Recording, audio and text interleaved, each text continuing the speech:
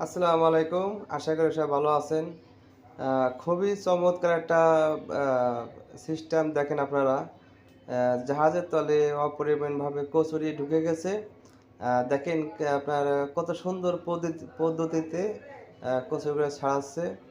তা দেখেন ওই আপনার প্রথমত আ বাঁশ ২ টা দিয়া রশি দিয়ে টাইনা ছুটাইছে যথেষ্ট পরিমাণ। তারপরে আপনার রশি দিয়া হুইজ মেশিনে হাবিস দিচ্ছে। দেখেন ওই যে দেখা যাচ্ছে হুইজ মেশিনে হাবিস দিচ্ছে। হাবিস দিয়ে আপনার কচুরিগুলা আ ছুটাইতেছে। আর মূলত হলো যে জাহাজের তলে অনেক কচুরি গেছে। তা এই লাইনে অনেক কচুরি। তা খুবই সুন্দর পদ্ধতি। আপনারা যদি কেউ কচুরি না ছাড়াইতে পারেন জাহাজের তলের থেকে, দেখেন এই পদ্ধতি আপনারা দেখে কচুরিগুলা এভাবে ছাড়াইতে পারবেন।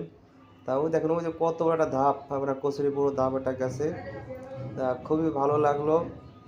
তা সবাই মতামত জানাবেন যে সিস্টেমটা কেমন হইছে। আমার কাছে যতটুকু আমি বুঝি যে সিস্টেমটা অনেক সুন্দর হইছে। কারণ যে অপরিমাণ কচুরি হান্দাইছে তলে। আপনার জাহাজের তলে আরও আছে। তা খুবই এই জাহাজটা আমার গায়ে ছিল। আমরা একসাথে ছিলাম। যার কারণে অনেক কচুরি তলে চলে গেছে। তা একা যাই আপনার একা অ্যাঙ্কারে যাইয়া কচুরিগুলো ছাড়াচ্ছে। তা খুবই ভালো লাগতেছে। সবাই মতামত জানাবেন। সিস্টেমটা কেমন হইছে? খুবই সিস্টেমটা খুবই ভালো লাগছে আমার কাছে।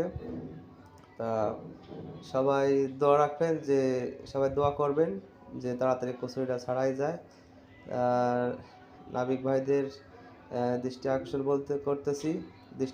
করে বলতেছি যে দেখেন এই সিস্টেমে কচুরি অতিরিক্ত জাহাজের তলে চলে গেলে এই সিস্টেমে আপনারা কচুরি ছাড়াবেন। দেখেন ২ টা বাঁশ রশি বেঁধে হুইজ মেশিনের সাহায্যে কচুরিগুলা ছাড়াইতেছে। তা খুবই ভালো লাগতেছে। তা সিস্টেমগুলা কেমন হয়েছে সবাই জানাবেন কমেন্টে। তা খুবই চমৎকার লাগতেছে। তা দেখেন আমরা নদীর লাইনে চলাফেরা করি। কচুরি আবার কলা গাছ আছে।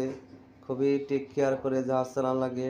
আপনার পাখায় কচুরি পেঁচাইলে বা জাল পেঁচাইলে বা কলা গাছ পেঁচাইলে আমাদের জাহাজের পাখায় অনেক দুর্ভোগ করা লাগে, ক্ষতিগ্রস্ত হয়।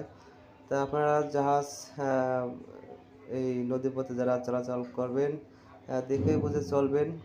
দেখেন এর তলে আপনার কচুরি আছে, আরও আপনার কচুরি কলা গাছ অনেক আছে।